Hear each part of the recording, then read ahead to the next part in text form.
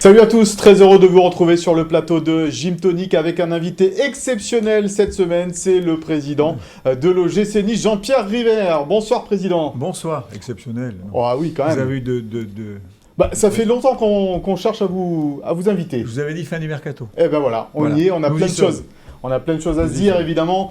Président, nous allons revenir sur cette intersaison plutôt agitée du côté de l'OGC Nice avec les spécialistes de la rédaction des sports de Nice Matin. William Imbercé est avec nous. Salut William. Salut Mika, bonjour à tous. François Pature, l'inénarrable, est avec nous aussi ce soir. Salut Mika. Et la légende, le chef, le big boss, Philippe Camps, avec sa plus belle veste. Salut à tous. Merci Philippe d'être avec nous. Au sommaire également de cette émission, donc la première victoire de l'OGC Nice à Lille, c'était mercredi soir. Le mercato enfin terminé du côté de l'OGC Nice. On reviendra aussi bien sûr sur le derby à venir face à l'AS Monaco. Sans oublier le cadeau de la semaine, le pour-contre consacré au projet Ineos. Et puis bien sûr le souviens-toi de Philippe Camps, consacré cette semaine, alors là Philippe il est allé très loin, à l'arrivée rocambolesque de Pancho González, c'était en 1951. Voilà pour le sommaire de cette émission. Avant cela, Will, on va revenir donc sur, tu étais au Stade Pierre-Mauroy, sur cette première victoire de la saison de l'OGC Nice, c'était à Lille, c'est 2-1, enfin une victoire. Voilà, c'est 3 points qui font énormément de bien dans ce début de saison poussif. Et dans le contenu, ça a été difficile, notamment en deuxième période, mais ce qui est important, c'est d'avoir retrouvé une équipe avec des valeurs, avec de la solidarité, avec de la combativité, avec de l'envie. Et c'est ce qui manquait depuis ce début de saison. Donc pour le jeu, on repassera, mais on est déjà content d'avoir retrouvé une équipe valeureuse et combative. Président, on était inquiet après le match face à l'Olympique de Marseille, cette défaite 3-0, il y avait de quoi, parce qu'on n'a rien vu dans ce match, si ce n'est l'apathie des joueurs de l'OGC Nice. Là, effectivement, comme l'a dit Will, on a retrouvé un peu de caractère. C'est une victoire qui fait du bien. Alors, encore une fois, je suis d'accord sur le jeu en lui-même, mais notamment en deuxième mi-temps, l'objectif c'était de garder le score, parce que on manquait d'attaquants, on le savait sur le banc. Donc c'était de garder le score et de sortir avec ces 3 points. Et c'était l'objectif qui a été fixé, et il a été atteint. Et puis après, les choses, j'espère, vont s'améliorer. On va regarder les stats de ce Nice-Lille, les stats dans l'ensemble, parce que après on va se focaliser sur d'autres stats. On voit évidemment que la possession et la domination a été lilloise dans ce match, avec en particulier 18 tirs du côté de Lille et 3 seulement du côté de l'OGC Nice. Mais ce sont peut-être les stats de la seconde mi-temps qui sont les plus parlantes dans cette rencontre, avec 14 tirs du côté de Lille, 0 tirs du côté de l'OGC Nice. Philippe, on a fait le dos rond dans ce match du côté niçois. Pour le jeu, on repassera certes, mais il fallait obtenir enfin cette victoire. Oui, on a vu une défense, déjà, ce qu'on n'avait pas vu contre l'OM, où c'était opération porte ouverte un petit peu. Et puis, mais c'est sûr que quand on a Lucien Favre sur le banc, et qu'on voit l'équipe depuis le début de la saison et même encore à Lille, on se dit, mais voilà, l'équipe ne ressemble pas du tout au coach, quoi. C'est ça, François, on est un petit peu déçu pour l'instant par le jeu proposé par le OGC Nice, et en tous les cas, par son application par les joueurs sous Lucien Favre. Oui, on est déçu, et puis on a aussi l'impression que le championnat n'a pas vraiment commencé pour l'OGC Nice, c'est un petit peu calqué sur le mercato, en fait. Et on parle plus du mercato que du jeu. C'est un peu le lot de toutes les équipes de Ligue 1. Et là, on va découvrir une nouvelle équipe et on l'espère un jeu plus attrayant aussi. Eh bien, la transition est toute trouvée, effectivement, François, puisqu'on va parler de ce mercato enfin terminé à Nice. Il a été long, il a été jusqu'au dernier moment assez compliqué, avec même des retournements de situation. On va d'abord regarder les arrivées du côté de l'OGC Nice, avec ce petit tableau. Pas mal d'arrivées, Marcin Bulkar, Arès Sillier, Kasper Schmeichel, Alexis Beka, Mathia Vitti, Aaron Ramsey, Nicolas Pepe, Sofiane Diop, Gaëtan Laborde, Joe Bryan et Bex Sorensen. Beaucoup de monde du côté de l'OGC Nice. C'est presque une équipe entière qui est arrivée, Will. Ouais, on savait que le club allait recruter plusieurs éléments cet été, mais à ce point-là, non. Peut-être qu'il y a des départs qui n'étaient pas attendus, comme celui de Gouiri. Donc, ça a été plutôt bien remplacé. Donc, numériquement, l'effectif reste sensiblement le même. Qualitativement, il y a de bonnes choses offensivement et d'autres surprises plutôt au niveau défensif, par contre. Pendant qu'on regarde le tableau des départs du côté du gym, président, est-ce que c'est le mercato que vous vouliez faire ? Non, vous savez, un mercato, déjà, on pourra le juger à la fin de saison. C'est ce que je dis toujours. On peut se faire. Je me souviens du mercato de l'année dernière, l'année d'avant, où on était numéro 1 dans l'équipe, le meilleur mercato, et puis on avait fait un flop terrible. Là, on est dans une situation qui était très particulière. Je pense que les 3 dernières années, on a fait quelques erreurs, on va dire. Et que là, on s'est retrouvé en plein mercato avec des évolutions, un changement qui n'était pas non plus programmé. Donc on s'est retrouvé un peu dans la difficulté, ce qui fait qu'il a fallu très rapidement se poser, pas dans la précipitation, se poser tout simplement et se dire voilà comment on va faire notre mercato. On a mis des gens en place, on a mis une méthodologie de travail. Ça a pris du temps parce que quand ça vous un plein mercato, c'est jamais évident. Et tout le monde souhaite finir le mercato le plus tôt possible. Et après, on a fait des choix. Donc on a fait des choix sur certains joueurs qui sont pour nous des joueurs qui seront là pour longtemps avec nous. Et puis, par moment, on a fait des choix de dire bon, ne nous précipitons pas, n'allons pas choisir des joueurs qu'on va porter pendant 3-4 ans. Prenons des joueurs peut-être en prêt 1 an et puis on verra comment ça se passe. Donc c'est un équilibre qu'on a essayé de trouver avec la volonté pour l'avenir, c'est d'être extrêmement structuré. Extrêmement structuré.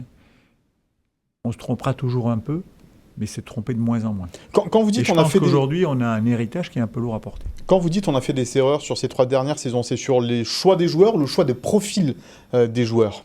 Plusieurs choix. Sur les deux. Il y a les joueurs, les profils, il y a... Je pense qu'on a une méthodologie à trouver différente et une façon de travailler beaucoup plus performante qui nous permettra d'être beaucoup plus effectivement relax sur les mercatos et avec peut-être beaucoup moins de changements. Si on décrypte bien, un axe de progression. Si on décrypte bien, Will, c'est ce côté un peu gagne petit de l'OGC Nice que voilà dans les transferts, dans les dépenses sur les 3 dernières années qu'on a beaucoup reproché au gym et là le gym prend une autre direction peut-être aujourd'hui. Mais je pense que l'OGC Nice s'est penché souvent sur des profils à fort potentiel.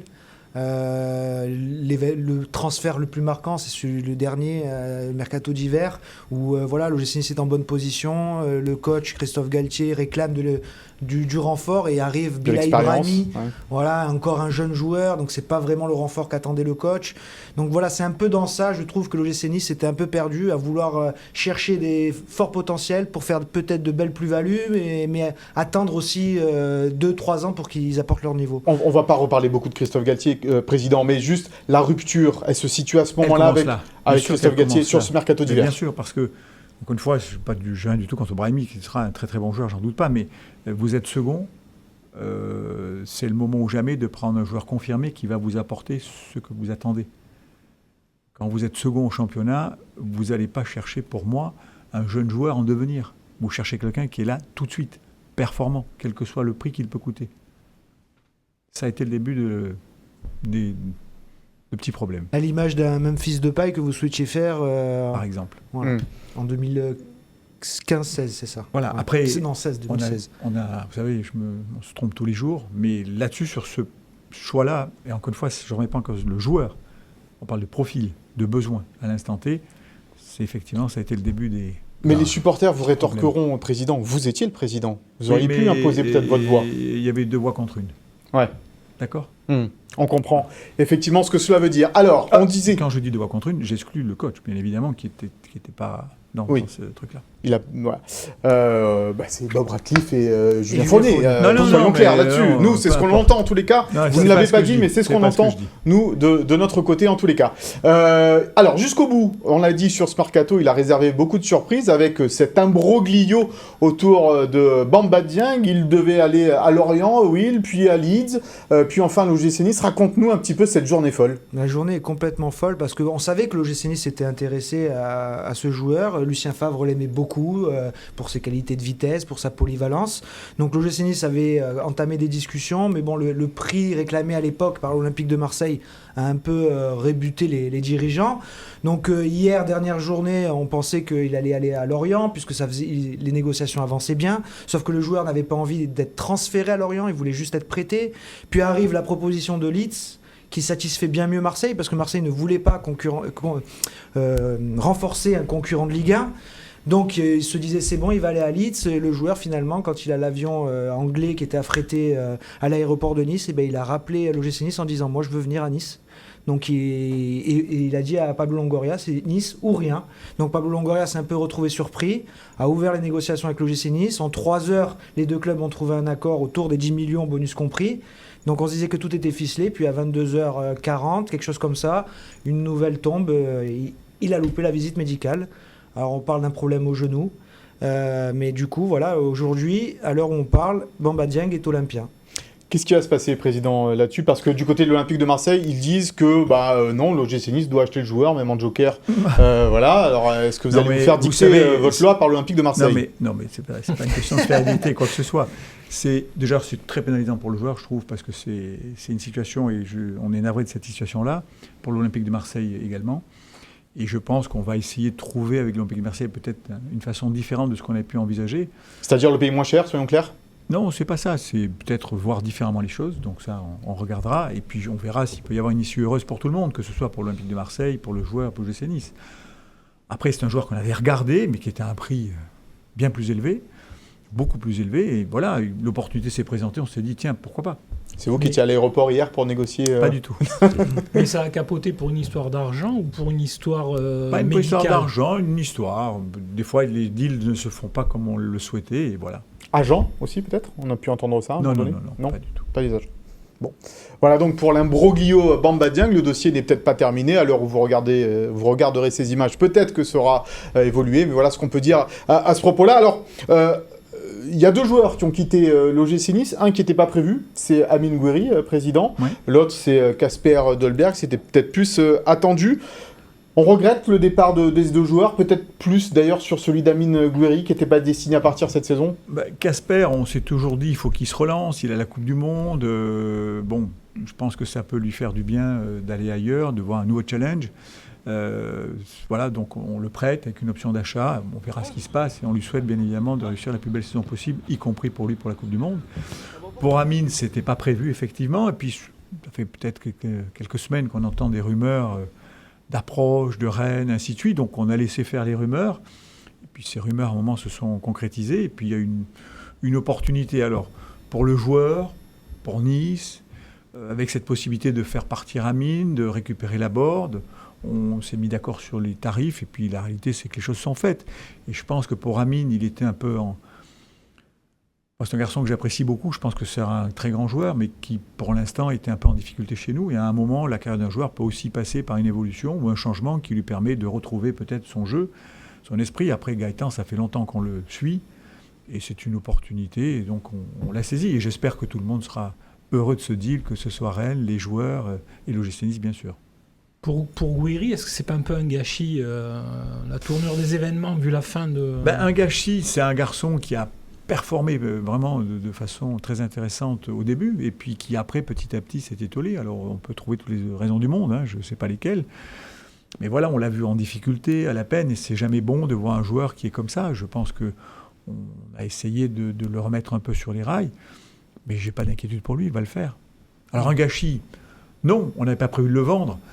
Après, bon, dans une opération... Parce qu'à une époque, on parlait d'autres chiffres, on parlait d'autres clubs. On avait dit qu'à 40 millions, on lui avait donné une parole qu'à 40 millions, on le laisserait partir.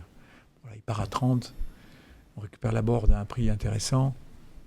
C'est un bon deal. Et pour lui, je pense, et pour Rennes, et pour nous, chacun, je pense, il trouvera son compte.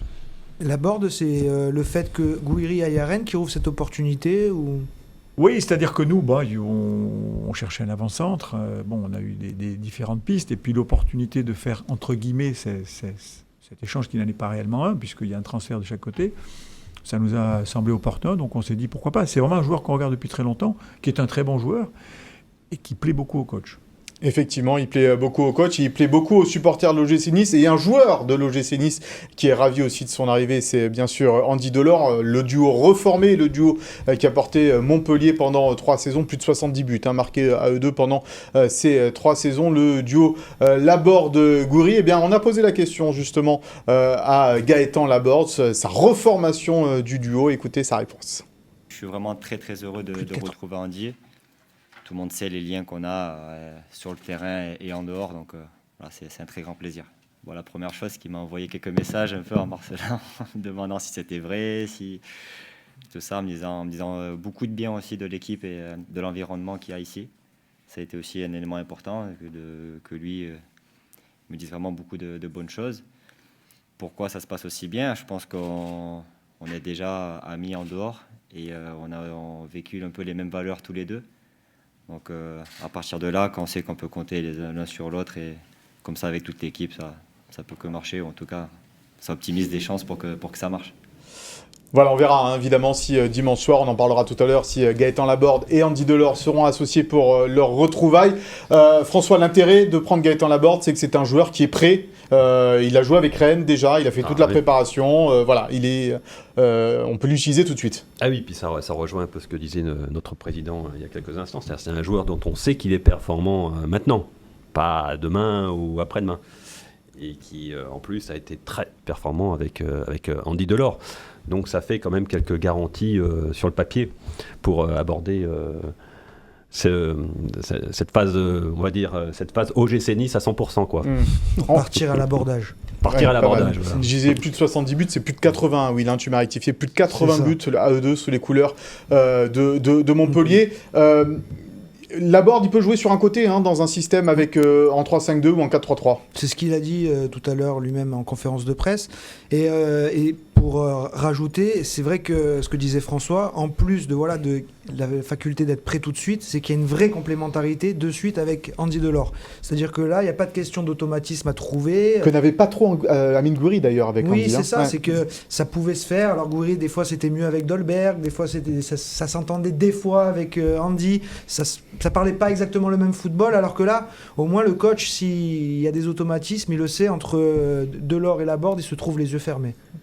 Est-ce vrai que hier vous avez essayé de faire Thiemo et Bakayoko ? Non. C'est faux. Non, c'est un joueur qu'on avait sur les listes qui a vraiment souhaité venir à l'OGC Nice, mais on aurait eu des départs à ce poste-là, peut-être c'est un joueur qu'on aurait fait. Mais on n'a pas eu de départ, donc c'est un joueur que l'on ne peut pas empiler les joueurs au même poste. Et un joueur comme Schneiderlin qui est pas un indésirable, mais qui a été poussé un petit peu vers la sortie. Comment gérer des cas comme ça ? C'est un très bon joueur, et surtout un très bon garçon, donc il n'y a pas de problème pour gérer ça. On imagine qu'il ne passera pas toute la saison à ne pas jouer quand même. Mais c'est pas le cas. Pourquoi il ne jouerait pas ? Si il fait partie du groupe, il n'y a aucune raison qu'il ne joue pas. Chacun doit gagner sa place. S'il gagne sa place, il jouera bien évidemment. Puis encore une fois, c'est un très bon état d'esprit et c'est vraiment un joueur sur lequel on peut compter. Si on en est aux rumeurs de Mercato, Président, il y en a une qui a circulé ces dernières heures aussi. On dit que Mario Balotelli s'est proposé à l'OGC Nice à un moment donné. Non, c'est en début de Mercato. J'ai eu Mario parce que j'aime bien l'avoir de temps en temps, savoir ce qu'il fait, ce qu'il devient. Et voilà, il m'a dit, moi je reviens tout de suite à Nice, bien sûr. Et ça n'a pas pu se faire ? On a fait revenir le coach. Et le coach le connaît bien. Tout le monde. Ouais, mais vous savez, il y a beaucoup de joueurs qui ont évolué sous le coach, qui nous ont appelés pour nous dire, moi je suis preneur. Je ne vais pas les citer. Mais Mario, c'est plus de l'amitié que nous avons. Il m'a dit, moi à Nice, je viens tout de suite, bien sûr. Mais bon, c'est comme ça. Bon, du coup, le pauvre, il se retrouve au FC Sion. C'est pas mal, en Suisse. Prend un peu d'argent là-bas encore. Ouais, je pense pas qu'il soit là pour prendre de l'argent. Parce que sincèrement, moi j'ai pu voir quand il était chez nous, il aurait pu partir pour des montants colossaux dans des pays exotiques. Il l'a pas fait parce qu'il a envie de jouer au football. C'est un joueur qui aime le football. Oui, il aime le football, il a toujours son caractère. Vous avez vu sa petite histoire avec son entraîneur en Turquie ? C'est un garçon que j'aime bien. On pourra pas dire... Il a un bon fond. Bon. On peut dire ce qu'on veut, il a un bon fond. On vous a beaucoup embêté, Président, avec pas du tout. Edinson Cavani en conférence de presse. On vous a posé chaque semaine la question. On a dit à un moment donné que c'était votre petit caprice, Edinson Cavani, ou le caprice d'Ineos à un moment donné, parce que vous aimez bien faire les grands joueurs. Non, c'est pas un caprice. On a un besoin, un poste identifié. On a essayé de faire la piste Cavani, ça a duré longtemps. Trop longtemps, peut-être ? Plus d'un mois. Non, pas trop longtemps, mais bon, on est parti très très loin. On avait une chance sur 100, on est arrivé à une chance sur 2, et puis ça s'est fait ailleurs. Mais voilà, avec le recul, je me dis que c'est quand même très très bien d'avoir fait Laborde, parce que c'est peut-être plus à ce que je souhaite le coach. Parce que l'année prochaine, vous avez Pépé qui est en prêt, qui partira. Donc si vous devez rechanger encore toute votre attaque, c'est compliqué.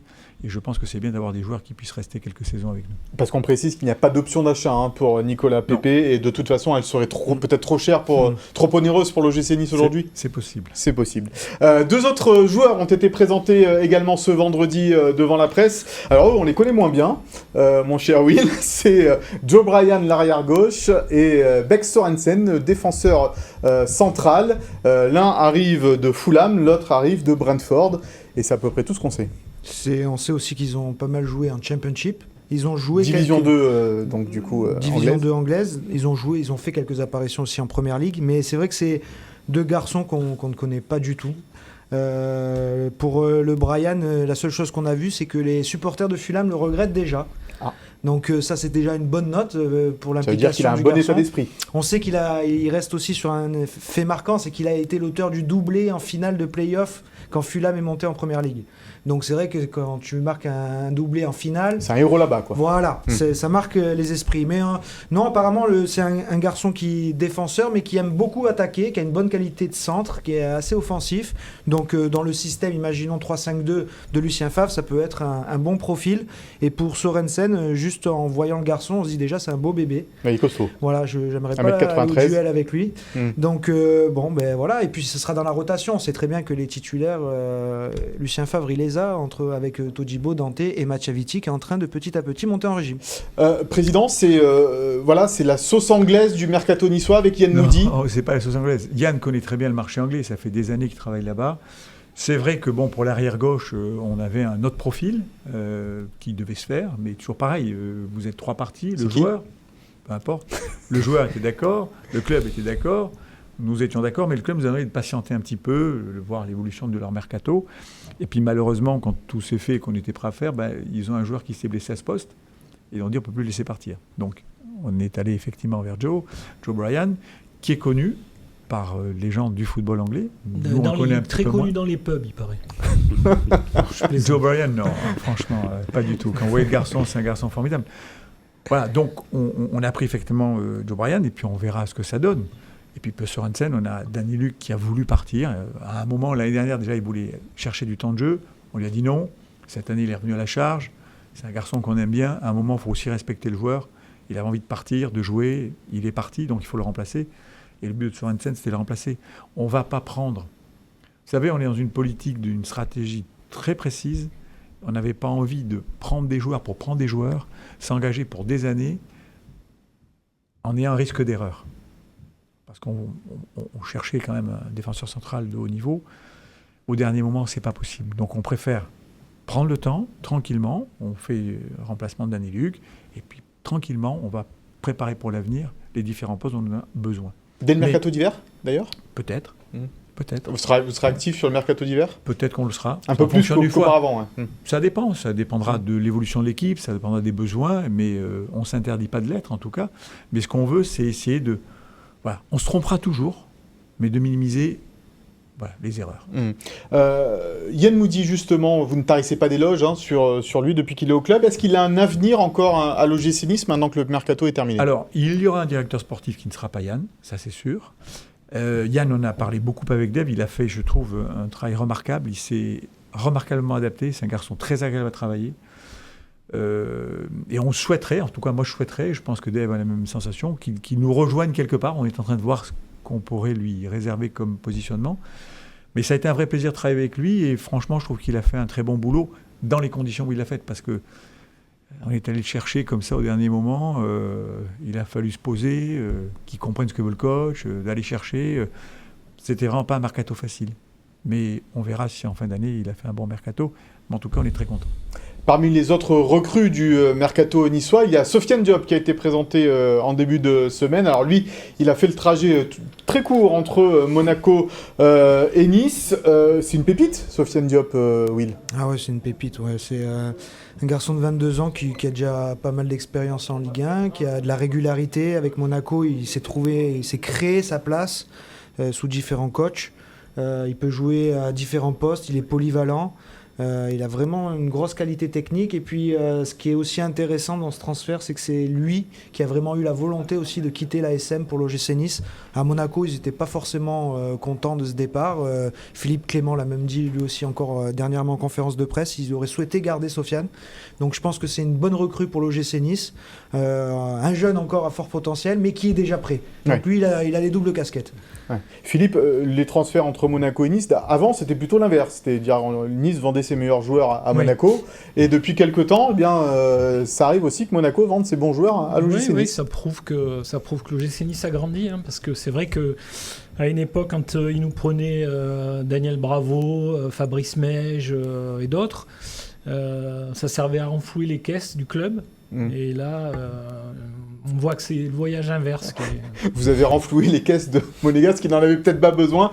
Président, 22 millions d'euros pour Sofiane Diop. 22 millions, il y a toujours des... Avec les bonus. Avec les bonus. Non, mais avec les bonus, vous êtes à à peine 20. 20. Alors, Oui, 20 donc, millions d'euros, c'est quand même malgré tout le transfert le plus onéreux de l'histoire de l'OGC Nice. Non, Casper Dolberg. Casper Dolberg, 20 millions aussi. 20 millions, Sofiane Diop, c'est le talent c'est plus un joueur expérience. qu'on regarde depuis longtemps. Hein, donc la cellule avait travaillé depuis longtemps dessus. Donc je rectifie bien les choses. La cellule aussi a fait du super boulot. Hein.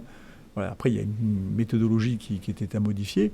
Mais voilà, c'est un joueur que l'on connaît bien, sur lequel on ne s'aventure pas comme ça par hasard. Et on espère qu'il pourra performer le plus possible chez nous et qu'il prendra beaucoup de plaisir surtout. On va l'écouter justement, Sofiane Diop. Il nous parle de son choix de passer de Monaco à Nice devant la caméra de Philippe Bertini. Nice est un grand club qui a énormément d'ambition, comme je vous l'ai dit. Et le choix a été vite fait. Il n'y a pas de rétrograde. Je pars pas dans un club moins bon ou quoi que ce soit. Je suis vraiment très heureux d'être venu ici. On a de grandes choses à faire dès demain et dès le week-end prochain. Voilà, des petits soucis pour Sofiane Diop au niveau physique. On n'est pas sûr, Will, qui jouera dimanche soir. Il est incertain pour le moment entre Monaco et Nice. François, Sofiane Diop, super joueur pour l'OGC Nice. Oui, c'est Nico Kovac qui l'avait sorti du loft à Monaco alors qu'il s'entraînait avec la réserve au début de la saison passée. C'est un joueur pétri de qualité, Sofiane Diop. Formé à Rennes. Ouais, qui est passé par Sochaux de manière très discrète d'ailleurs. Mais c'est un jeune qui a du caractère aussi, qu'il faut savoir dompter. Pas si évident, mais je crois que là-dessus, Lucien Favre a déjà fait ses preuves. Il a eu Balotelli sous ses ordres, donc je pense que niveau pour dompter les joueurs, il sait faire. Formé à Rennes avec Alexis Trouillet. Exactement, qui fait toujours partie de l'effectif du coup de l'OGC Nice, Alexis Trouillet. Alors, Président, je sais que vous regardez quelquefois l'émission. Je vous confirme, c'est une des rares que je regarde. C'est gentil, et dans cette émission, il y a le pour-contre. D'habitude, ce sont deux journalistes de Nice Matin, de la rédaction des sports, qui s'affrontent. Et bien là, vous allez vous affronter vous allez affronter Will, parce que notre pour-contre cette semaine, c'est vrai qu'on a beaucoup entendu de choses sur le projet Ineos. On comprend pas bien tout, donc la question de ce pour-contre, c'est comprenez-vous le projet Ineos? Will, on va commencer par toi. Toi, tu comprends peut-être pas grand-chose. Je comprends pas tout, on va dire, parce que... c'est bien, je suis là pour voilà, vous allez m'éclairer peut-être sur pas mal de points, notamment moi je vois un énorme décalage entre la communication Ineos et les faits. Alors j'entends une communication très ambitieuse, j'entends un Lucien Favre qui parle déjà de Ligue des Champions avec une échéance un peu plus lointaine, mais quand même un discours ambitieux. Donc j'imagine qu'il a des garanties en interne sur l'équipe qu'il va avoir, tout ça. Et un mercato qui est un peu traîné. Alors j'ai entendu aussi, il y a eu des événements contraires qui étaient inattendus, mais... par exemple, à la fin, moi, les mouvements Brian et Sorensen, je comprends pas. Un latéral gauche, on le sait que ça fait un moment que l'OGC Nice en a besoin. Lucien Favre l'avait exprimé très vite qu'il en avait besoin d'un arrière gauche. Un central aussi, même sans le départ de Dany Luc, il en aurait fallu un pour un peu plus dans la rotation. Et j'ai l'impression qu'à la fin, on se rabat un peu sur des profils qui traînaient, qui n'avaient pas trouvé d'issue. Donc voilà. Et puis, pour la cellule de recrutement, j'ai l'impression que j'entends que Nice a fait peut-être des erreurs sur les années précédentes, mais là j'ai la sensation que la cellule de recrutement a été mise complètement de côté cet été, que Yann Moody a fait ses dossiers, avec Ramsey, c'est le truc Ineos, avec ses Anglais, donc c'était son réseau anglais, et donc voilà, à l'OGC Nice, le mercato, il n'y a pas vraiment de Niçois qui a travaillé dessus, donc voilà, c'est un peu toutes ces perspectives nébuleuses qui m'ont un peu inquiété cet été. Si je résume bien la pensée de Will, on a eu l'impression que l'OGC Nice naviguait à vue un petit peu ces derniers temps. Président, alors, c'est à vous, le projet Ineos. Oui, vous avez mélangé deux choses. Le projet Ineos et le mercato. C'est pas la même chose pour moi. Le mercato, juste une chose, on s'est retrouvé un peu planté en plein milieu de mercato, quand même, malgré tout. La cellule n'a pas été mise de côté. Elle a simplement pris des méthodologies de travail différentes et on s'est souvent appuyé sur la cellule pour avoir des avis de joueurs. Après, il y a certains joueurs que la cellule ne connaissait pas. Donc, on y est allé avec effectivement la connaissance que peut avoir Yann de ses joueurs, mais il n'y a pas de rupture là-dessus. Sofiane Diop, on en parlait tout à l'heure, enfin, la cellule le regarde depuis très longtemps, l'aborde depuis très longtemps, donc voilà, c'est comme ça, les choses se sont passées comme ça, et elles vont s'organiser de façon très claire, très lisible pour tout le monde. Après, le projet Ineos en lui-même, ils sont arrivés il y a 3 ans, Ils ont fait un point de situation, après les petites tensions qu'il y a pu y avoir, finale de Coupe de France perdue, ainsi de suite, pour dire, bon, comment mon argent a été placé. Ils ont fait un constat brut et sec de dire, voilà, on a mis pas mal d'argent, beaucoup plus que les gens n'imaginent, et on pense que les performances ne sont pas en attente avec ce qu'on a mis, par rapport à ce qui s'est passé dans le passé, où on avait un peu surperformé, c'est vrai. Donc on est reparti sur un projet différent, un peu plus audacieux, avec de l'ambition, de la volonté. Quand Dave Bradford nous rejoint, c'est une mission ponctuelle. Aujourd'hui, il va rester. Et moi, j'en suis ravi. Vous l'affirmez, il va rester. Ah oui, il va rester. Il D'accord. va rester avec nous dans ce projet. Mais dans quel rôle? Pas un rôle opérationnel. C'est un homme de la performance. Il est venu pendant 3 mois pour faire un audit. Il l'a fait. Aujourd'hui, il va quitter un peu les bureaux. Il va retrouver ce qui est son point fort, la performance. Ineos, aujourd'hui, est en train de réfléchir à faire un investissement plus global, y compris pour le cyclisme, peut-être un centre pour le cyclisme. On est en train de réfléchir.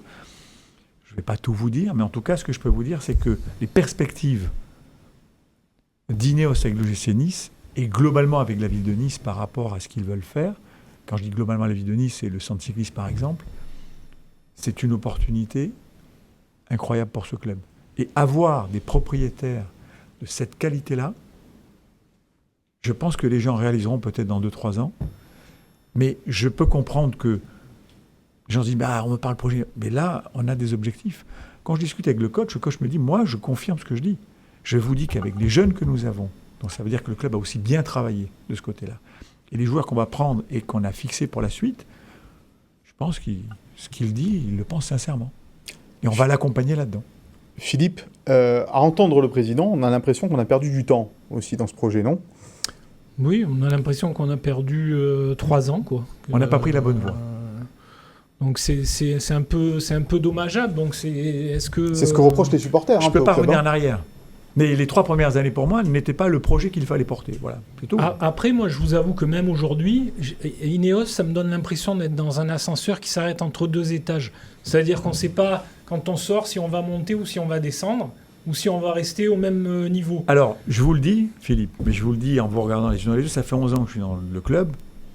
J'apprends tous les jours. Je vous le dis et j'en ai la certitude.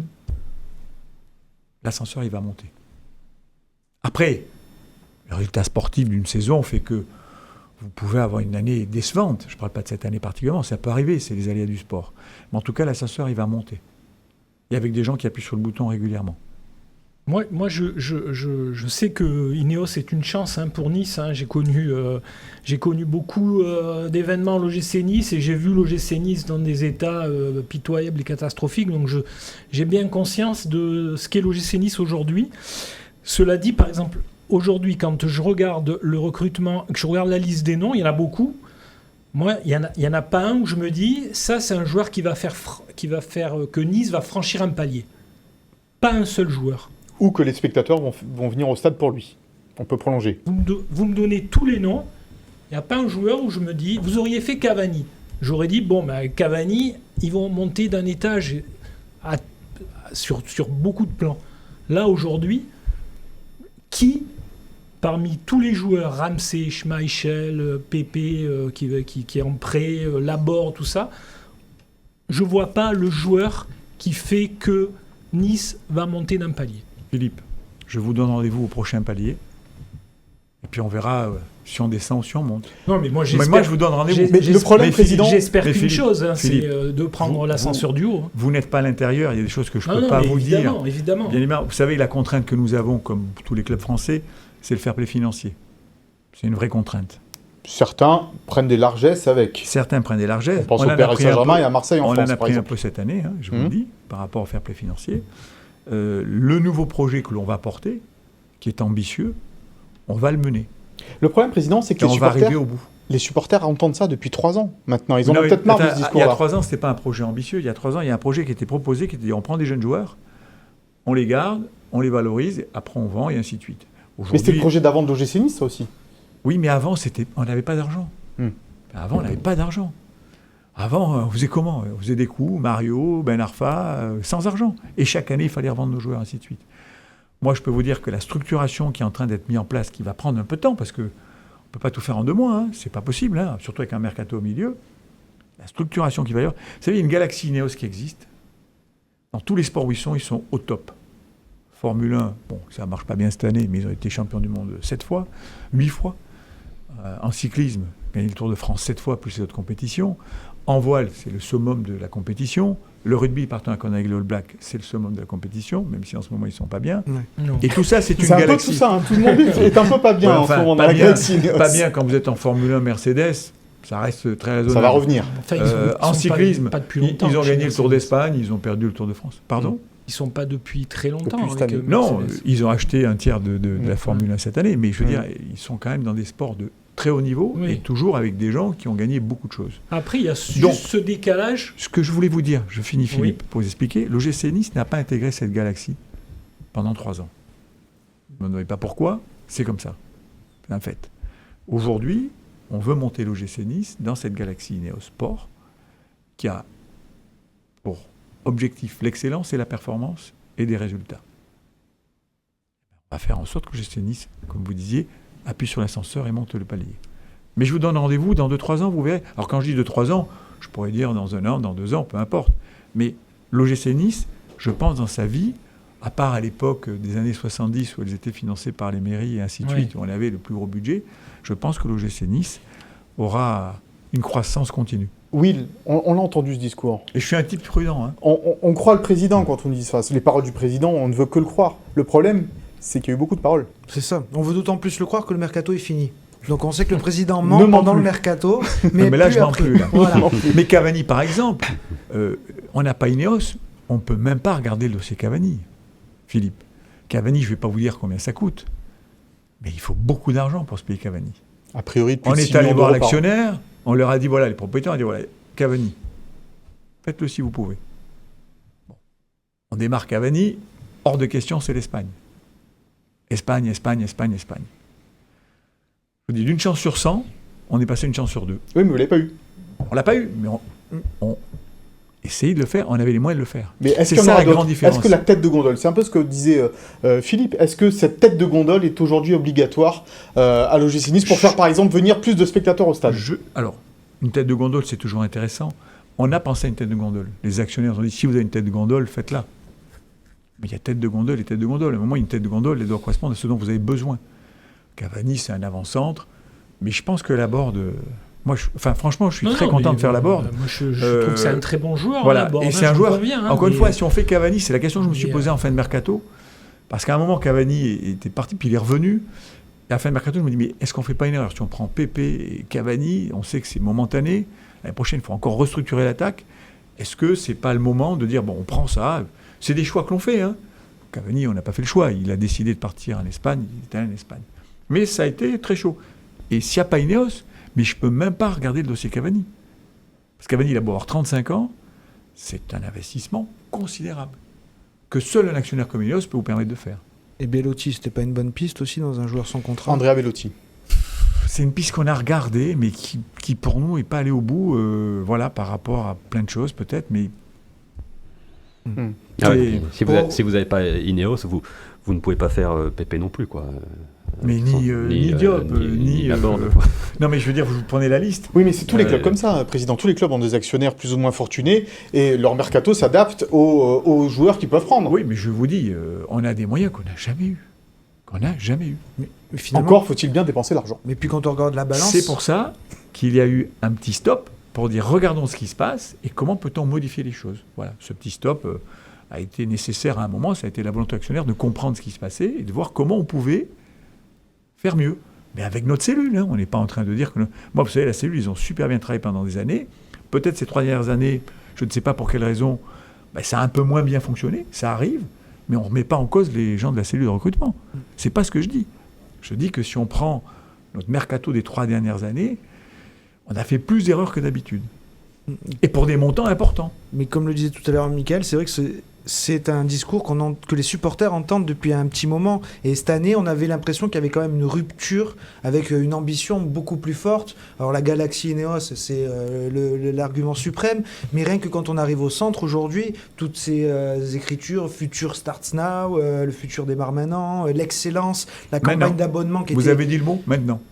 Oui, mais maintenant, on regarde le mercato, finalement, on regarde on la n'a balance, pas une bonne équipe. C'est On 30 n'a pas millions une bonne d'euros équipe, finalement là. qui ont été vraiment investis entre les dépenses et les recettes. C'est pas énorme. Non, il ne faut pas calculer comme ça. Enfin, vous calculez comme ça en journalisme, mais il y a les amortissements, il y a plein de choses qui font que. Donc, vous calculez comme ça, mais c'est pas tout à fait comme ça. On en reparlera. D'accord, je suis peut-être trop dans le focus. Dans le focus, Vous vision vendez à Daniluk, extérieure. par exemple, c'est du net. Vous vendez certains joueurs, c'est du brut, il vous reste pas grand-chose à la fin. D'accord. Donc c'est comptable ça, mais bon. On parle d'un projet sur 2-3 ans, mais cette saison, quelles sont les ambitions de l'OGC Nice? Parce qu'on pose la question à Lucien Favre, il nous répond pas. Les ambitions sont simples. D'abord, d'essayer de performer dans toutes les compétitions, y compris l'Europe. Après, on est mal parti. On a 5 points au bout de 5 journées, c'est très mal parti. Donc il faut rétablir l'équilibre. Et l'objectif, c'est d'aller le plus haut possible. Et l'objectif, si possible... Vous savez, avant, quand je suis arrivé, je vous ai dit une chose à Philippe, la première fois. Je vous ai dit, Philippe, on va essayer d'installer le l'OGC Nice dans la première partie du championnat et une fois de temps en temps, d'aller jouer l'Europe. La chance, c'est quasiment installé dans la première partie du championnat et on a joué plus souvent que prévu l'Europe. Toujours pas avec beaucoup de succès dans les tours préliminaires, ainsi de suite, mais on l'a fait. Là, l'objectif, pour les années à venir, c'est que le l'OGC Nice joue l'Europe très, très régulièrement. Et si une saison, vous n'êtes pas en Europe, ce ne sera pas une bonne saison. Avec un Lucien Favre qui est là pour durer, président. Il a un contrat de 2 ans. Je pense qu'on va laisser les choses se faire et on a largement le temps de penser de l'avenir par rapport à l'entraîneur. Il vient d'arriver. On ne va pas commencer à parler d'autre chose. Non, mais il y a une petite musique qui joue, on est un peu déçus, le jeu... non, mais le jeu, vous savez, il y a une chose, je discutais avec les joueurs, vous savez, les mercatos tardifs, et encore une fois, on aurait tous aimé faire un mercato très tôt. Mercato tardif, c'est très compliqué même pour les joueurs. Il y a des joueurs qui étaient en instance de départ, qui ne sont pas partis, d'autres qui pensaient partir, qui ne partent pas. C'est pas simple. On a loupé le début de saison, à nous de rectifier le tir. Et s'il faut le faire comme on l'a fait à Lille, on va le fera le match qu'il faut pour redresser la barre et repartir. Après, l'ambition de la saison, oui, c'est de finir le plus haut possible. Mais être européen, c'est quasiment une obligation. Pas une obligation, mais c'est quand même l'objectif. Voilà, alors on peut être 6e, on peut être 5e. Et puis après, c'est de progresser. Et puis petit à petit, de structurer une équipe qui nous permette, de façon assez stable, de jouer le haut du tableau. C'est ça l'objectif. Le début de saison, vous dites, vous a déçu vous aussi, mais est-ce qu'il ne vous a pas inquiété ? Quand vous avez de mauvais résultats, ce qui est inquiétant, c'est la spirale négative. C'est pour ça que Lille, c'est un match très important pour stopper cette spirale négative. Parce que vous savez, des joueurs, c'est les jambes, mais c'est aussi la tête. C'est dans tous les sports, quand vous avez à un moment la tête qui décroche un peu, vous avez, en tennis, on dit petit bras, mais c'est exactement ça. Vous tentez moins de choses, vous avez moins d'agressivité, vous avez... Voilà, donc un début de saison qui part pas bien, c'est jamais bon. Après, inquiété, on espérait finir le mercato, il nous manquait des attaquants. Bon, je pense qu'un attaquant, on aurait aimé compléter avec Dieng, elle aurait été très bien. Voilà, donc ouais, mais on a encore des axes de progression. C'est pas devant qui c'est collectif. C'est collectif. C'est derrière, donc c'est collectif. Collectif, oui. Mais devant, derrière, vous savez, une équipe quand c'est un sport collectif, si vous ne jouez pas collectivement, ça se passe pas. Contre l'OM. Si Dieng se fait pas, est-ce que vous serez encore sur la piste d'un joker en attaquant axial? Je pense pas. Plutôt un milieu, on a parlé de Ross Barkley. Le mercato est terminé. Bah non, vous pouvez parler de Joker maintenant.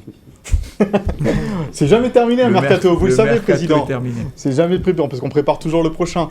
Will, on passe. Oui, vas-y. Je voulais juste finir. Après, je voudrais juste préciser une chose. Nous savons, comme vous, on pense savoir, encore une fois, on peut se tromper, mais on sait où on doit progresser sur certains. Alors, sur l'équipe, déjà, on le sait. Donc, on va s'y atteler pour la suite. Et puis, au sein du club, il y a beaucoup de gens qui sont vraiment des gens passionnés, qui font un super boulot. On va tout faire pour essayer de faire en sorte que tout le monde travaille encore mieux pour qu'on soit encore plus performant. Et ça, c'est un problème de structuration. Et on va le faire. Voilà. On a fini le mercato, on attaque le reste. Eh bien, ça tombe bien, puisqu'on parle de structure. Après, je vous redonne la parole, messieurs, mais c'est un peu l'indiscret de la semaine. Le président, on a un petit peu parlé, mais la volonté d'Ineos de s'établir également à Nice, au-delà peut-être du football, à travers des centres de performance, et pourquoi pas aussi à travers le stade, Will ? Oui, dans le projet donc de... Si Dave Resford va rester à Nice, c'est sûrement parce qu'il y a ce projet qui est en cours, donc à côté du centre d'entraînement, devrait apparaître un gros centre de performance cycliste, qui est la discipline mère pour Dave Braceford, qui avait quand même fondé l'équipe Sky, il faut le rappeler. Avec beaucoup de succès. Avec énormément de succès. Énormément de succès. Même avec l'équipe olympique britannique aussi, au JO de Londres, où il a fait une moisson phénoménale. Donc voilà, il y aurait ce projet-là. Et peut-être qu'aussi, l'idée d'acheter l'Alliance Riviera pourrait traverser l'esprit d'Ineos. Justement, Président, on dit que voilà, racheter l'Alliance Riviera à condition qu'il y ait des parkings qui soient faits autour du stade, des parkings un peu, des terrains pour les parkings on ira à vélo. en hauteur, parce que c'est toujours un problème. Mais bon, alors, bref. Je ne vais pas parler du stade. Pourquoi ? Parce que je ne vais pas parler du stade, mais par contre, ce que je peux vous dire, c'est que oui, la volonté d'Ineos aujourd'hui, c'est... Notre centre est pas mal, mais on l'a fait avec nos moyens. Mais pas mal. Pas mal. Il y a des gens qui viennent dire, oui, c'est mieux bien, que non, très bien. Eh bien, l'objectif d'Ineos, c'est de modifier notre centre pour le rendre top. Et à côté, c'est une réflexion qui est en cours, la décision n'est pas encore prise, mais ça va pas tarder, je pense, c'est de faire effectivement un centre de performance où il y aura le cyclisme, ou peut-être il peut y avoir d'autres activités du groupe Ineos qui viennent se rejoindre pour qu'on ait un centre ultra performant, de très haut niveau. C'est ça leur objectif. Donc ils sont bien dans le projet, ils investissent encore, parce qu'ils ont envie d'avoir des choses performantes dans l'activité Ineos Sport. Sur les terrains de l'ancien centre d'entraînement de l'OGC Nice, ça se ferait, a priori ? En tout cas, on réfléchit. Parce déjà, que ça soit à côté. Il faut que la décision soit prise. Une fois que la décision sera prise, on mettra en œuvre les choses. Mais pour vous dire, notre centre, il est pas mal, mais ils veulent mieux que ça. Et bon, on fera mieux que ça. Ça change du vieux Charles Herman ou... Sans eau chaude. Sans eau chaude. Ouais. Mais quand on a vécu ça, c'est bien. Oui, c'est bien. Il faut se rappeler d'où on vient. Il faut se rappeler d'où on vient. Donc, on vous a vu arriver, on sait, on connaît votre parcours, on sait ce que vous avez fait, donc les faits parlent d'eux-mêmes. Mais par exemple, Jim Ratcliffe, j'aimerais savoir si vraiment quel rapport il a avec l'OGC Nice. C'est sûr que c'est le patron qui met l'argent, tout ça, mais quand je vois combien il est prêt à investir pour prendre un club anglais, Chelsea, puis après Manchester United, et je comprends, parce que c'était le club quand il était jeune, c'était son club, donc je le comprends facilement. Mais est-ce que c'est quoi l'OGC Nice pour lui ? Philippe, l'OGC Nice pour lui, c'est très important. Il a les moyens de s'acheter Manchester United, qui est son club de cœur. Est-ce qu'il le fera ou pas ? Ça, je n'ai pas la réponse. D'accord ? Mais je peux comprendre, vous avez les moyens, vous avez acheté une voiture, vous l'achetez. Bon. Après l'OGC Nice, quoi qu'il se passe avec Manchester United, Jim vit souvent sur la côte, vous le savez, aime ce club, a envie de faire grandir ce club, et donne des consignes pour que ce club grandisse. La seule différence qu'il n'a pas dans les autres sports, c'est le fair play financier. L'OGC Nice, malheureusement, nous avons très peu de recettes. On n'est pas l'OM, on n'est pas Lyon, on n'est pas Paris. Donc il faut qu'on arrive à faire grandir ces recettes, qui passeront par différentes choses, y compris le sponsoring, pour pouvoir dépenser de l'argent.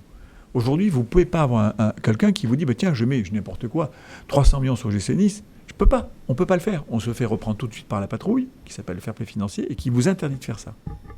Alors des fois, certains clubs dérogent, mais après, il faut trouver des solutions pour pouvoir déroger à ça. Donc l'objectif, ils payent des amendes, et ça peut aller bien au-delà. Donc si vous voulez, on fait avec ce qu'on nous autorise à faire, et on va tout faire pour faire grandir cet OGC Nice en termes de recettes, pour pouvoir grandir en termes de dépenses. Donc Jim, les gens peuvent dire « mais on parle de beaucoup d'argent sur Manchester ou sur Chelsea ». Il peut le faire. Donc Jim, le OGC Nice, il y est attaché. Et il a envie de continuer à faire grandir ce club, sinon il ne viendrait pas rajouter c'est sûr, mais je pense un que centre de performance. son idée fixe, c'est de prendre un club anglais. Lui, sa passion et sa volonté, c'est de prendre un club anglais. Peut-être que vous aurez un autre schéma. Je ne sais pas. S'il peut acheter Manchester, il le fera certainement. Je l'espère pour lui, en tout cas. Et puis, peut-être qu'il a un autre schéma de dire je peux peut-être aussi développer Nice. Et faire grandir Nice plus vite que prévu. Oui, c'est aussi une option. Vous comprenez l'inquiétude des supporters à ce moment-là, en disant que Nice peut être le deuxième club, du coup, de la Galaxy Ineos. Écoutez, si Nice est le deuxième club après Manchester United est, je crois, un des clubs les plus riches au monde. Moi, je n'ai pas de honte à être le deuxième club de Manchester United. Hein. Après, vous avez, si ça ne se fait pas, peut-être qu'il y aura une option de développer le OGC Nice différemment. Mais en tout cas, je sais qu'Ineos Sport veut s'installer durablement sur Nice, sur la région, à travers leurs différentes activités. Ça, je peux vous dire que c'est, encore une fois, une opportunité, et pour Nice, et pour l'OGC Nice. Voilà donc ce que l'on pouvait dire avec vous, Jean-Pierre Hivert. Vous avez répondu à toutes les questions, merci, sauf sur le stade. On vous la reposera évidemment quand vous reviendrez. C'est si un ça se fait. serpent de mer. C'est un serpent de mer, mais c'est pour ça qu'on vous pose effectivement la question. Et une autre question, c'est est-ce que le directeur sportif, vous savez déjà qui ce sera ? Non. Le directeur On a une général, liste. oui. Hein. Directeur général, oui. Mhm. Mais il le directeur est sportif, arrivé. pas encore, non. D'accord. Mais c'est une tâche à laquelle on va s'atteler rapidement. Il a quel profil ? Le profil que vous souhaitez Le pour un directeur sportif, Ouais. un très bon. Oui, d'accord. Ouais.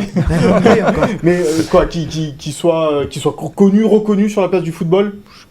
Un ancien joueur, par exemple, un ancien Quelqu'un de entraîneur performant. Ou Un quelqu'un Anglais. On parle de Vincent Bellichini, non que Il est l'on en embrasse. vacances, là. Il est en vacances, On c'est- n'arrive pas à l'attraper, il est en vacances. Pour les on n'arrive pas à négociations, l'attraper. c'est compliqué. Il termine Non, ses mais vacances, on franchement, l'embrasse. encore une fois, on va essayer de trouver voilà, la meilleure personne au meilleur poste. Mais la liste est longue. Et puis, vous savez, on nous a dit « Ah, mais pourquoi il n'y a pas de directeur sportif ?» Mais en plein mercato, les bons, ils sont pris.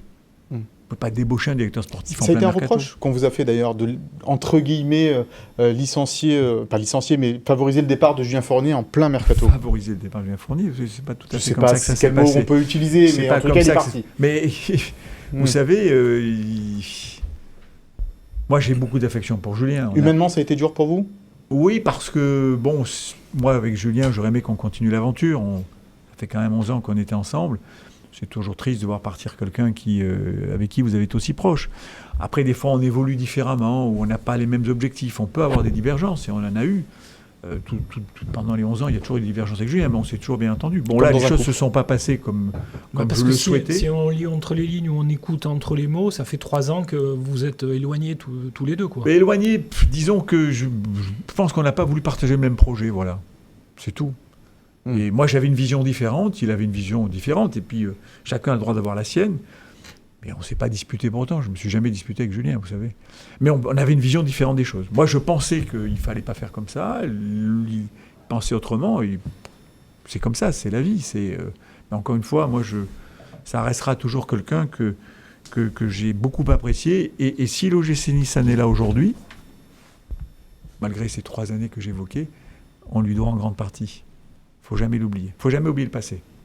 Et il devrait rebondir à Parme. À Parme, finalement, parce qu'on est parlé de lui à On avait parlé de l'Olympiakos. l'Olympiakos et ça devrait plutôt être Parme. Du côté donc de l'Italie. Allez messieurs, on passe au derby Nice-Monaco, ça sera dimanche soir à 20h45. On va regarder d'abord le classement de cette Ligue 1. Il faut aller chercher l'OGC Nice dans cette deuxième partie de tableau. D'ailleurs, l'AS Monaco est aussi dans cette deuxième partie de tableau. C'est assez étonnant. L'OGC Nice et Monaco, tous les deux à cette 15e et 16e place avec 5 points.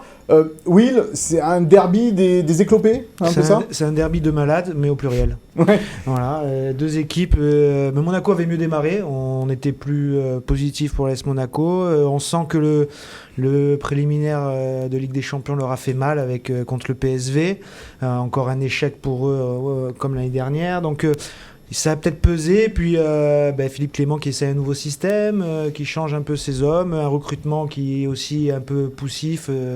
Les arrivées sont pas au niveau. Donc à l'inverse, peut-être que les courbes sont en train de se croiser. Peut-être que l'OGC Nice est sur la pente ascendante. C'est ce qu'on verra dimanche. On va écouter Lucien Favre à propos de cette équipe de l'AS Monaco, l'adversaire de l'OGC Nice dimanche soir. J'ai constaté aussi, en étudiant le dossier Monaco, qu'ils avaient changé leur système.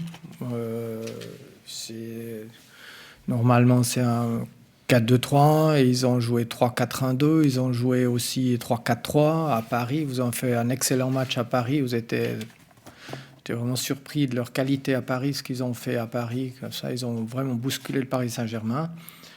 Et puis voilà, ça... Après, ça va être à nous de confirmer, mais en jouant encore mieux que Lille, parce qu'il doit y avoir des progrès, notamment dans la conservation du ballon, dans le jeu, voilà. Et ça va être un bon match, j'espère. Un très bon match, on l'espère aussi du côté de l'Alliance Riviera, avec on espère aussi beaucoup de supporters de l'OGC Nice. On a remarqué, Will, une sortie des Monégasques cette semaine à propos de l'arbitrage, parce qu'ils s'estiment un peu défavorisés cette saison. Ce sera Monsieur Millot qui sera l'arbitre de cette rencontre. On espère du côté de l'OGC Nice que le coup de gueule monégasque ne va pas porter à conséquence. En général, c'est ce qui se passe. Ouais, c'est ce qui se passe. Ça peut aussi leur porter préjudice, parce que quand on pleure un peu trop, des fois... Là, c'est justifié quand même pour l'AS Monaco. C'est justifié, oui et non, parce que en fait, j'ai pas regardé tous les matchs de l'ASM. Par contre, je regarde pas mal de matchs de Ligue 1 et j'en vois partout des erreurs. Donc, c'est pas spécialement l'ASM que je trouve lésé en ce moment. C'est le football français. Je vois le coup de gueule du président rémois, Monsieur Caillot, et il a tout dit. L'arbitrage français doit se remettre en question, et pas seulement pour l'AS Monaco. Président, l'arbitrage, c'est quelque chose qui revient souvent. On pensait qu'avec la VAR, ça allait s'améliorer, et c'est peut-être même pire qu'avant. C'est un sujet très sensible. Bon, je fais partie d'une commission préside, mais je suis accompagné de Jean-Pierre Caillot d'ailleurs. On a une réunion fin septembre. Je pense qu'un des rôles les plus difficiles dans le football, c'est l'arbitre. Un arbitre ne peut pas ne pas se tromper. Par contre, je pense qu'aujourd'hui, on doit travailler différemment, et notre objectif, l'arbitre, il ne faut pas le critiquer. Il a une façon de faire. Bon, je pense qu'il y a des choses à faire évoluer, vraiment, mais pour le bien de l'arbitrage, pour le bien du football français. La communication, par exemple, des arbitres. Il ne faut jamais oublier que le sport, c'est un spectacle. J'en parlais encore avec des arbitres récemment, et je leur disais, vous savez, quand il y a un carton rouge qui sort, au bout d'un quart c'est d'heure, comme si dans un concert de musique, vous supprimez les baffes de droite. C'est plus le même concert. Et donc, peut-être que sur les cartons rouges, il faudrait peut-être utiliser la VAR pour dire, tiens, je mets un jaune en attendant d'avoir la VAR pour savoir si je dois vraiment sortir un rouge. Parce que de temps en temps, il y a des matchs qui basculent comme ça, sur un carton rouge, justifié ou pas justifié. Mais le rôle de l'arbitre est très compliqué. Les sonoriser, ça serait une des solutions. On parle de communication des arbitres. Je parle de ça depuis 3-4 ans parce que je trouve qu'il y a des bonnes idées dans d'autres sports, et quand elles sont bonnes, pourquoi ne pas les chercher? Je trouve qu'en rugby, c'est fantastique d'écouter l'arbitre parler avec les joueurs. Je trouve qu'il y a une complicité qu'on n'a pas dans le football. Mais il y a plein de sujets comme ça, mais les arbitres sont ouverts. Je pense qu'on... Voilà. Après, je suis pas sûr que les je suis pas sûr que M. Garibian soit très ouvert. J'ai parlé des arbitres. Puis les joueurs de pas foot, ceux qui les dirigent. Les joueurs de foot et les joueurs de rugby, ils se tiennent différemment aussi. Aussi. Oui, mais enfin, moi je viens d'un pays de rugby. Quand j'étais petit, match de rugby, c'était pas toujours... Oui, mais c'est toujours... C'est serré. Ça reste respectueux. Mais aujourd'hui, il y a un respect du jeu, de l'arbitrage, et je pense que ce serait une très bonne chose. Mais il y a encore, pour moi, beaucoup de choses à faire évoluer, et il faut qu'on le fasse évoluer tous ensemble. Et justement, vous êtes dans les instances, vous avez donc du poids pour cela. Qu'est-ce qui se dit là en ce moment par rapport à tout cela? On sait qu'il y aura une rencontre entre les acteurs de Ligue 1 et les arbitres assez prochainement. Oui, mais nous, on a déjà une rencontre prévue, programmée, pour justement évoquer tous ces problèmes d'arbitrage et comment peut-on faire pour faire évoluer l'arbitrage. Mais pour les aider, c'est pas pour aller contre eux, c'est pour les aider. Et je pense qu'il y a beaucoup de choses, notamment en matière de pédagogie, il y a beaucoup de travail à faire, de communication. C'est pas normal qu'on puisse pas parler aux arbitres, que ce soit, alors bon, nous journalistes encore moins, mais les joueurs, les entraîneurs... Oui, mais voyez, je prends un match qu'on a joué en Coupe d'Europe. Vous avez Dante qui vient demander une explication à l'arbitre. On est en Coupe d'Europe, donc c'est pas un arbitre français. Il prend un jaune. Oui, donc. Et il dit, je suis le capitaine, j'ai le droit de demander une explication. Donc voilà, je pense qu'il y a beaucoup de choses à faire, mais l'objectif, c'est pas de critiquer les arbitres. C'est de travailler ensemble et que l'on s'améliore tous ensemble. On revient sur le match Nice-Monaco, Will, avec la compo probable de l'OGC Nice. Il est pas fort, pas facile celle-là de compo. C'est très compliqué. Mais il faut bien se mouiller à un moment. Il faut se mouiller avec ce mercato qui vient de se finir. Bon, ben, on va enchaîner. On va se dire. Je ne sais pas si on le voit. Dans le but, ce serait. Michael. C'est Dominique Baratelli qui ferait une petite pige. Là, on voit que Philippe a beaucoup d'influence. Voilà. Non, on pourrait retrouver cette défense à 3 qui a bien fonctionné, qui donne une belle assise face à une adversité solide. Je pense que quand l'OGC Nice devra faire du jeu, on repassera peut-être à une défense à 4. Mais là, on pourrait retrouver donc cette défense à 3, Todibo, Dante, Vici, qui a bien marché à Lille, avec un Vici, comme j'ai dit tout à l'heure, qui monte en régime. Attal dans le couloir droit, parce que peut-être c'est le seul qui s'animait ce couloir-là. Au milieu de terrain, BK et pourrait retrouver une place parce qu'il n'a pas beaucoup joué à Lille, avec Thuram et Ilié qu'on pourrait retrouver en soutien de ces deux attaquants, que serait la paire de Laborde, avec donc Joe Bryan qui pourrait faire sa première à gauche pour faire souffler un peu Bard qui a quasiment joué tous les matchs depuis le début de saison. Et une attaque Laborde, Delors. C'est pas dit qu'ils soient associés toute cette saison, ces deux joueurs-là. Tu laisses Pépé sur le banc malgré son bon match face à Lille. Pépé, il a joué 90 minutes contre Marseille, 90 minutes contre Lille. Est-ce qu'à un moment donné, il va pouvoir faire encore 90 minutes, un troisième match en une semaine? Je me pose la question. C'est vrai qu'après, il a montré des qualités de vitesse, de percussion qui sont très importantes pour l'OGC Nice.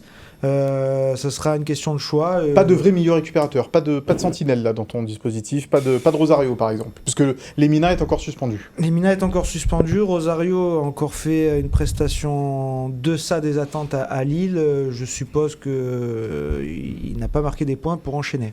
Et puis, François. Concernant Sofiane Diop, on sait qu'il a un petit problème aux adducteurs. Mais comme nous disait le président hors antenne, comme il s'agit d'un... Hors antenne, ça c'est pas bon là. Attention à ce que tu vas dire, François. Qu'est-ce qu'il va lâcher? Là, c'est pas bon. Là, On est tout oui. Vas-y François. Il s'agit d'un comprend le montage, au transfert pire. et non d'un prêt. Voilà. Sofiane Diop est en mesure de Bien sûr. disputer le derby contre l'AS Monaco de Philippe Clément. Effectivement. Ça Bon, il n'y avait rien. Il nous a fait peur. Il nous a fait peur. Il nous a fait Petit peur. moment d'inquiétude. Allez, on vous propose de jouer comme chaque semaine, pour gagner des places. Cette fois, ce sera pour le match d'Europa League Conférence entre l'OGC Nice et Cologne. Ça sera jeudi à 18h45. Eh bien, pour cela, il faut pronostiquer le bon score entre l'OGC Nice et l'AS Monaco, avec bien sûr le nom des buteurs, s'il y en a, sous le hashtag Gymtonic. Vous en avez l'habitude maintenant sur tous les réseaux sociaux du gym. On parlait tout à l'heure de l'arrivée rocambolesque, puisqu'elle ne s'est pas faite, encore plus rocambolesque puisqu'elle n'est pas faite de Bamba Dieng. Ça t'a inspiré une histoire, mon cher Philippe, l'arrivée, elle, pour le coup, très rocambolesque, de Pancho González en 1951. 51, quel magnifique chiffre. 1951, l'inoubliable Pancho González. On n'est pas en 2022, donc n'avait pas pris un jet privé pour venir d'Argentine, mais en paquebot. Il est arrivé à Villefranche, et à Villefranche l'attendait un Brésilien nommé Jesu Amalfi, une légende aussi à l'OGC Nice. Donc Pancho González et Jesu Amalfi avaient joué tous les deux au Peñarol de Montevideo. Donc Amalfi attend Pancho, l'accueille, et puis il l'amène boire un verre dans une brasserie niçoise de l'avenue de la Victoire, parce qu'à l'époque c'était pas le boulevard Jean Médecin, mais l'avenue de la Victoire. Et dans cette brasserie, il y a le président de l'OGC Nice de l'époque, monsieur Satenia, et l'entraîneur légendaire Numa Andouar. Et donc, il parle avec Pancho, et Pancho leur dit qu'il a donné son accord aux dirigeants du Racing à Paris, qu'il est attendu à Paris pour signer, et qu'il va signer. Et Jesu Amalfi dit aux dirigeants, il faut absolument le prendre, c'est un super joueur, j'ai joué avec lui, il ne faut pas qu'il aille à Paris. Donc, les dirigeants s'accordent à le faire jouer un match amical 2 jours après contre des Écossais, d'Hibernians, au Stade du Ré. Pancho est insolent, et puis finalement les dirigeants du Racing le verront jamais puisqu'il signera à l'OGC Nice. Donc à l'époque c'était pour combien, je sais pas, pas beaucoup, il n'y avait pas d'agent, pas beaucoup d'argent. Et Pancho, après on sait que c'est 10 ans de joueur, presque 500 matchs. Gagné tous les titres de l'OGC Nice. Gagné tous les titres. Il était au club pour tous les titres du gym, il a été 6 ou 7 ans entraîneur, après il a été dirigeant, c'était François est là, oui. il a bien connu, c'était quelqu'un de délicieux, oui. un mec toujours des gentillesse énorme, des histoires très très gentilles, fantastique. Mais j'aurais pu très aussi chaleureux. raconter et il faisait l'histoire. toujours son retourné, il arrivait à mettre le pied au niveau de la tête encore à 80 ans. Parce que c'était son retourné en finale de la Coupe. Oui, on l'a vu sur les images.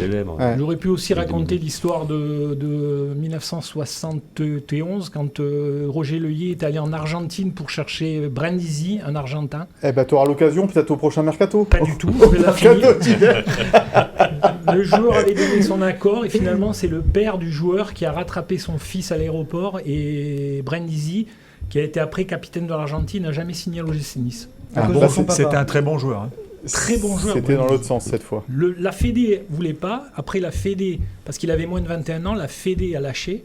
Et c'est les parents qui ont bloqué le fils à l'aéroport, alors que le fils voulait monter dans l'avion avec Roger Leuillet.